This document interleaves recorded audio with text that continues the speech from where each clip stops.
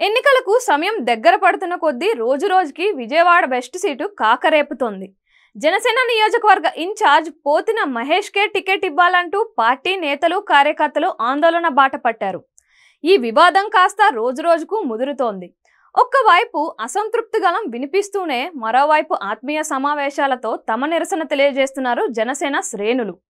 మొదటి లిస్టు ప్రకటన తరువాత పవన్ కళ్యాణ్ పిలిచి సీటు తమకే వస్తుందని, రెండో లిస్టులో ప్రకటిస్తామంటూ హామీ ఇచ్చారని, ఇప్పుడు సీటు బీజేపీకే వెళ్ళినట్లు ప్రచారం జరుగుతుందంటూ మహేష్ ఆందోళన వ్యక్తం చేస్తున్నారు. ఎంతో కాలంగా పార్టీ జెండా మోసి పవన్ హామీ తర్వాత ప్రజల్లో ప్రచారం చేస్తున్నట్లు మహేష్ చెప్తున్నారు. పార్టీ నుంచి ఇప్పటి వరకు ఎలాంటి స్పందన లేకపోవడంతో టికెట్ తనకే ఇవ్వాలంటూ నిరసన వ్యక్తం చేస్తున్నారు. రోజుకో రకంగా యువత వీర మహిళలు ఆందోళనను చేస్తూనే ఉన్నారు. ఇక తాజాగా దుర్గమ్మ గుడిలో 108 టెంకాయలు కొట్టి మొక్కులు చెల్లించుకున్నారు. మరోపక్క బీజేపీ జనసేన పార్టీల నేతలు ఆత్మీయ సమావేశాలు పోటాపోటీగా పెడుతున్నారు. పవన్ పార్టీ పెట్టినప్పటి నుంచి పవన్ వెంటే మహేష్ ఉన్నారు. రాష్ట్ర వ్యాప్తంగా ఏ కార్యక్రమం తలపెట్టినా విజయవాడ కేంద్రంగానే జరిగేది. ఎన్టీఆర్ జిల్లా వ్యాప్తంగా విజయవాడ అర్బన్లో జనసేన బలంగా ఉన్న ఏకైక ప్లేస్ విజయవాడ వెస్ట్ మాత్రమే. గత ఎన్నికల్లో ఇక్కడి నుంచి పోటీ చేసిన మహేష్ 15% ఓట్ బ్యాంక్ సంపాదించారు. నగరాల సామాజిక వర్గానికి చెందిన పోతిన మహేష్కే పార్టీ టికెట్ వస్తుందని మొదటి నుంచి అందరూ భావించారు.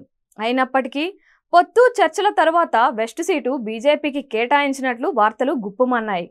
దీంతో మహేష్ వర్గీయులు ఆందోళన బాట పట్టారు.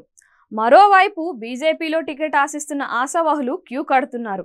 ఇప్పటికే ప్రస్తుత జిల్లా అధ్యక్షుడు అడ్డూరి శ్రీరామ్ రేసులో ఉండగా, మాజీ అధ్యక్షుడు అబ్బూరి శ్రీరామ్ కూడా టికెట్ ఆశిస్తున్నారు.